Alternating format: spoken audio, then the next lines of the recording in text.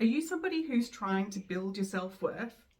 I've just had a client explain to her the exact methodology that I'm going to explain to you about what you can do to build your self-worth.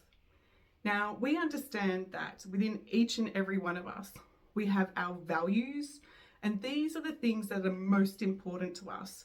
So somebody may value connection, trust, loyalty. They may value money, working hard.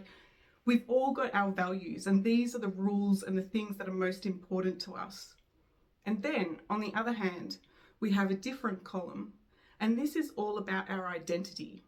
So coming into this world, you would have had a clear mind, not necessarily a clear soul, but your mind was a blank slate for your caregivers to give you your identity.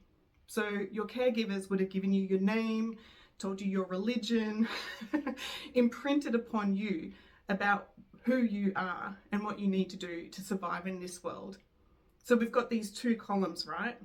Now, growing up, if you were told in school that you were dumb, not a great example, but if you've got that identity of being dumb, not being intelligent, and all the things that come with it, and yet on the other hand, you value intelligence, then we've got a clash going on, right?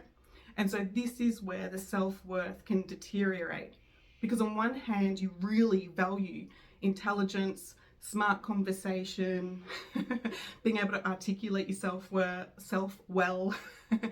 And then on the other hand, if you were always told that you were unintelligent, dumb, can't keep up, then this is like oil and water, and your self-worth is just going to plummet.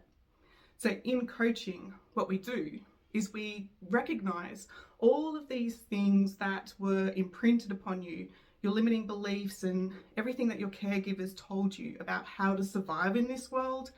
And we check in, are they still true? Is it still true that you were in grade 5 and got dyslexia and you're dumb because you can't read? Is that true? And then being able to undo those limiting beliefs and that limiting mindset, to have a look at what are your values. So those things that really light you up and those opportunities that get you excited to say yes to. So once these limitations are clear, you're living up to your values, then of course your self-worth will match that. There's no interruptions, there's no clash of energy. This is who I am and this is what I value.